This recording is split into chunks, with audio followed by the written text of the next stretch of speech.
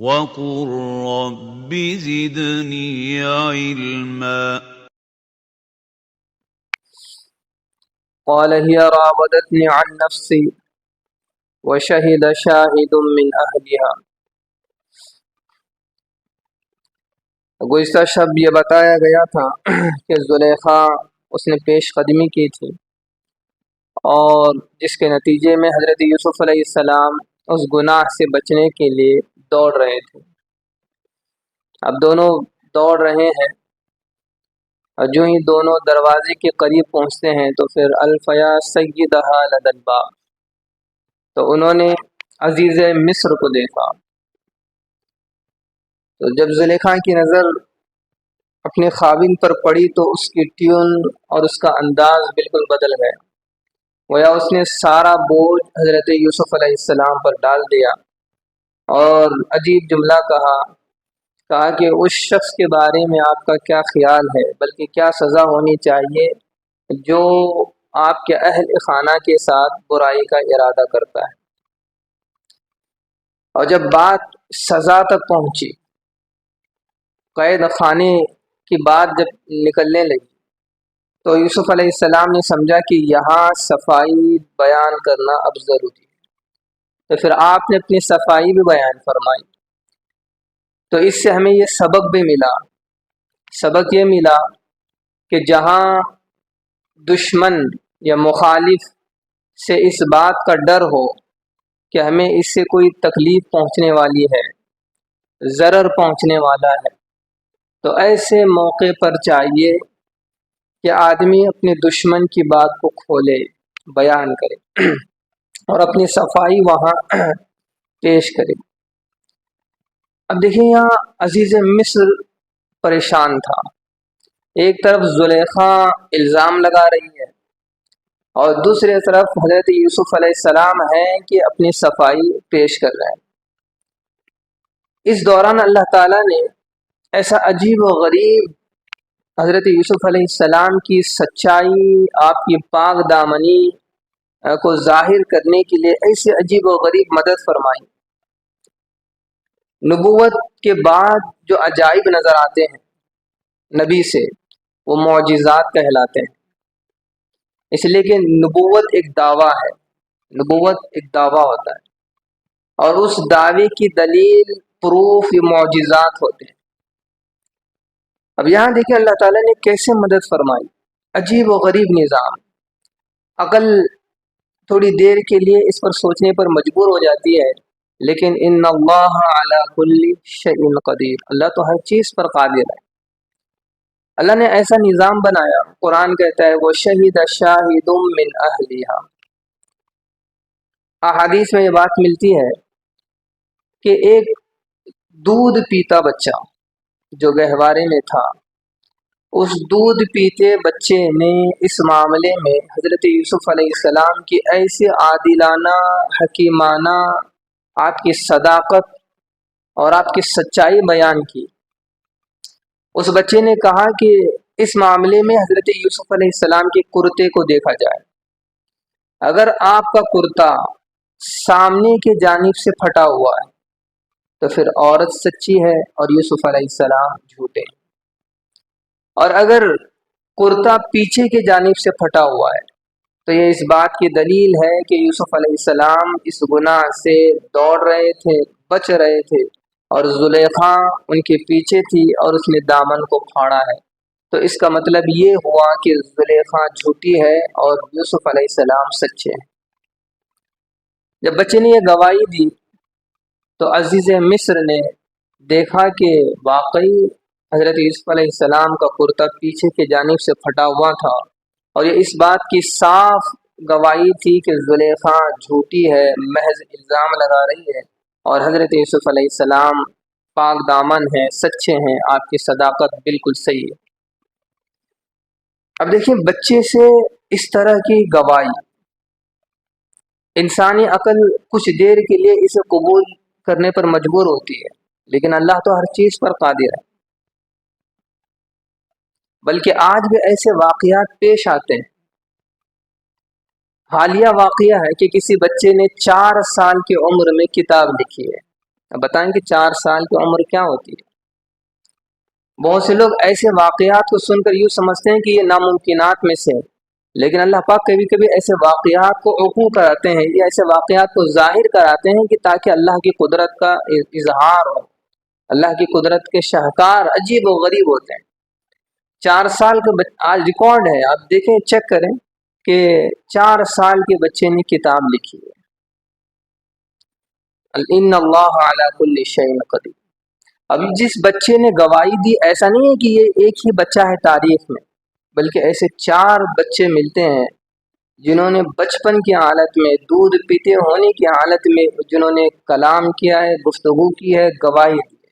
حدیث مبارکہ میں آتا ہے کہ ایک تو پہلا بچہ وہ ہے فرعون کے زمانے میں، ایک خاتون تھی، اس کا ایک دودھ پیتا بچہ تھا۔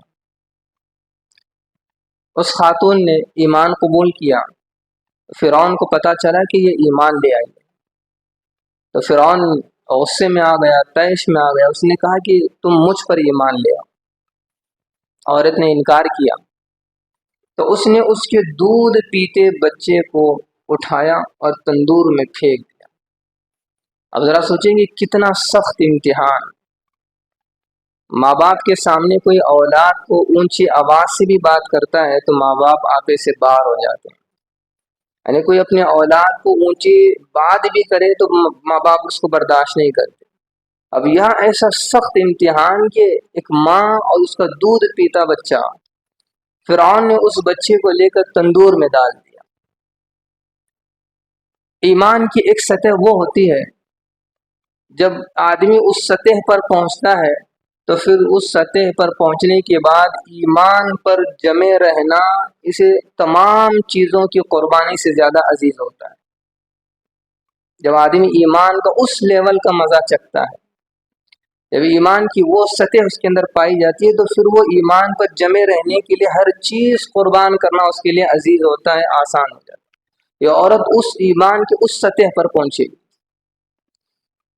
لیکن جب اس نے جو ہی اس بچے کو تندور میں ڈالا ہے تو اللہ پاک نے اس بچے کو گویائی دی۔ وہ بچہ کہنے لگا کہ اماں جان آپ بھی آ جائیں، بہت مزہ آ رہا ہے، آپ بھی آ جائیں، بہت مزہ آ رہا ہے۔ جو احباب شہید ہوتے ہیں، اللہ پاک جنہیں شہادت نصیب فرماتے ہیں، بظاہر ہمیں دکھ رہا ہے کہ گولیاں لگ رہی ہیں، تلواریں چل رہی ہیں، لیکن شہادت میں جو مزہ ہوتا ہے وہ وہی آدمی محسوس کرتا ہے۔ ہمیں تو لگ رہا ہوتا ہے کہ تکلیف میں ہے، گولیاں لگ رہی ہیں اور بم پھٹ رہے ہیں، لیکن اس وقت شہادت کی موت میں جو مزہ اس بندے کو آتا ہے، وہ اس مزہ بس وہی جانتا ہے کہ کیا مزہ ہوتا ہے۔ تو اس بچے نے کہا کہ اماں جان آپ بھی آئیں کہ بہت مزہ آ رہا ہے۔ یہ پہلا بچہ تھا جس نے گواہی دی۔ دوسرا واقعہ یہ تھا کہ بنی اسرائیل میں ایک بہت بڑا عابد تھا، بہت بڑا بزرگ اللہ والا، وہ عبادت میں مشغول تھا۔ ماں نے اسے آواز دی، اس نے جواب دینے میں اس سے تھوڑی تاخیر کی، تو ماں نے وہاں بددعا دی اور کہا کہ اللہ پاک تجھے کسی بری عورت سے تیرا واسطہ ڈال دے۔ اب دیکھیے مائیں اس معاملے میں بہت آگے ہوتی ہیں، بددعا کے معاملے میں مائیں بہت تیز ہوتی ہیں، گویا بددعائیں ان کے نوک زبان پر ہوتی ہیں۔ ماں باپ کو چاہیے، خاص طور سے مائیں کو چاہیے کہ وہ اس معاملے میں بہت احتیاط کرے۔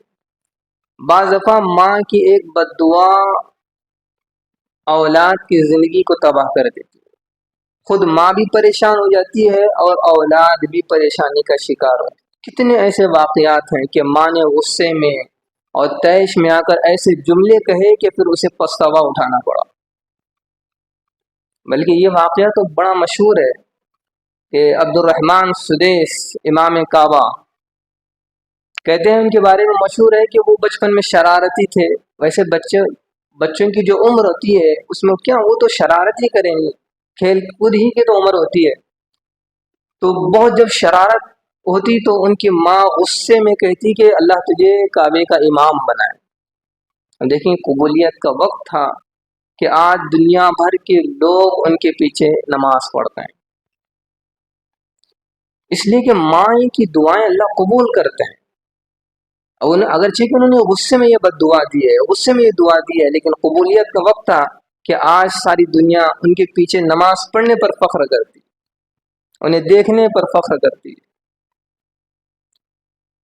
تو ماؤں کو اس معاملے میں بہت احتیاط برتنی چاہیے۔ اب دیکھیں ماں نے بد دعا دی، ایسا ہوا کہ ایک عورت بکریاں چرا رہی تھی، اس نے کسی سے بدکاری کی تھی جس کے نتیجے میں ایک بچہ اسے ہوا۔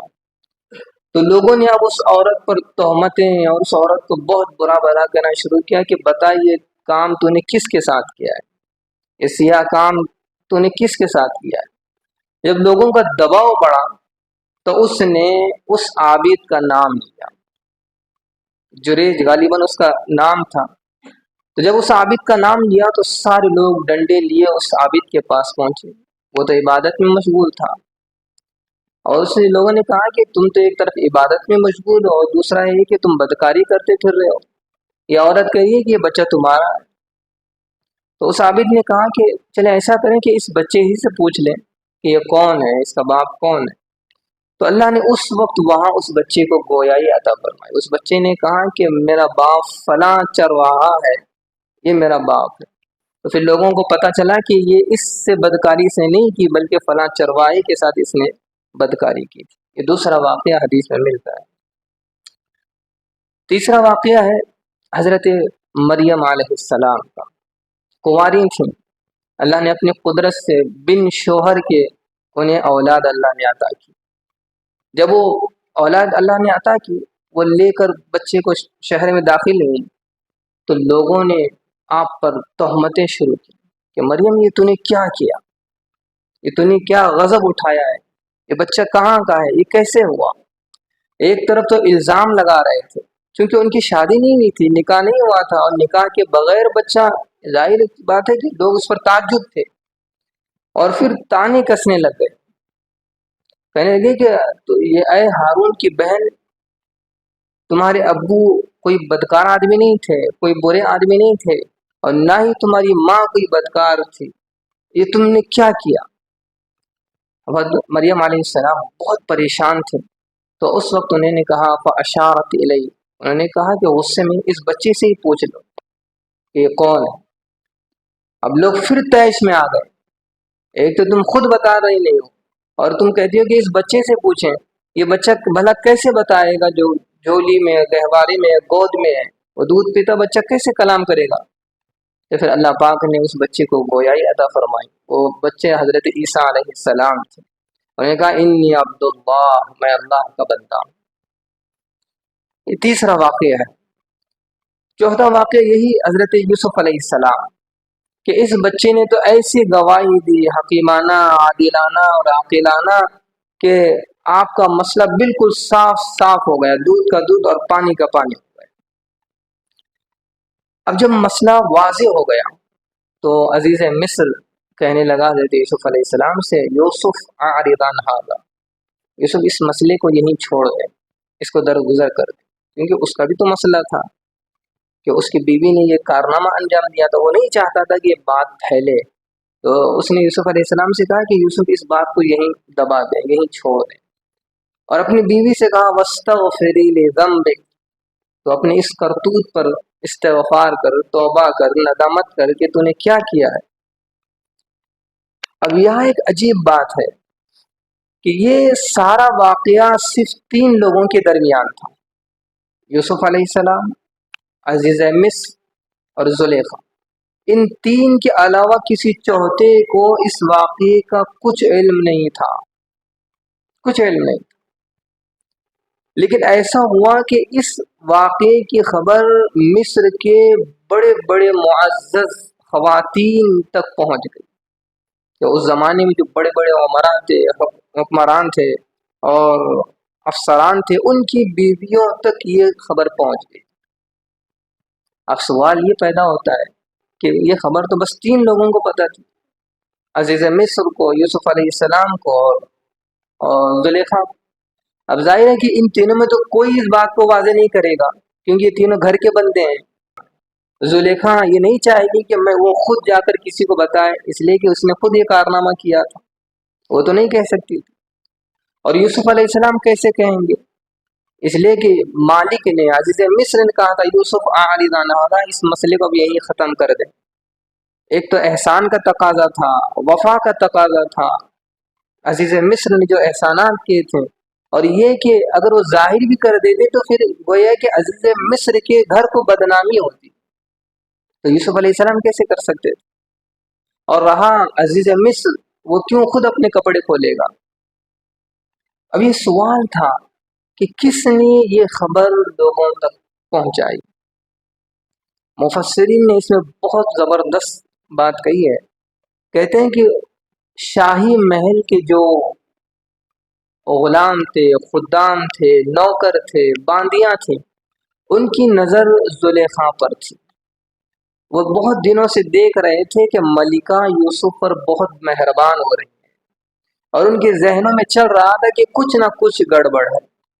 अब ये बात फिर यहाँ से चलते चलते चलते शहर के बड़े बड़े मुअज़्ज़ज़ ख़वातीन तक पहुँच गई। यहाँ एक बहुत बड़ा सबक हमारे लिए ये है। आमतौर से घरों में ये बेएहतियाती की जाती है, किसी रिश्ते के ताल्लुक से या किसी भी मामले के ताल्लुक से। यूँ समझिए किसी रिश्ते के ताल्लुक से मियाँ बीवी बातचीत कर रहे हैं, गुफ्तगू कर रहे हैं, और वो इस तरफ ध्यान नहीं देते कि घर में, हालांकि वो समझ रहे होते हैं कि ये गुफ्तगू बस हमारे दरमियान हो रही है, हालांकि वहाँ नौकर भी होगा, सफाई करने वाली कोई खातून भी होगी, बर्तन धोने वाली कोई बाई भी होगी।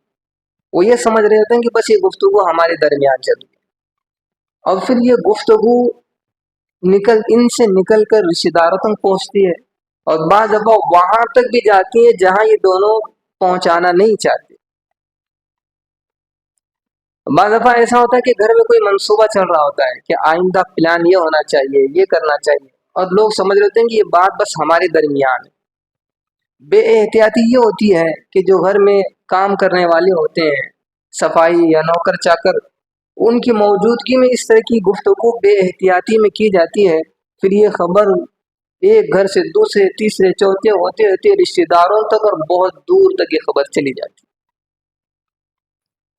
बाज़ दफ़ा ऐसा होता है कि मियाँ बीवी के दरमियान कुछ ऊंच नीच हो जाती है, कुछ बातें हो जाती हैं, कोई मसला हो जाता है, ये खबर तक दूसरे घरों तक पहुंच जाती है। क्यों?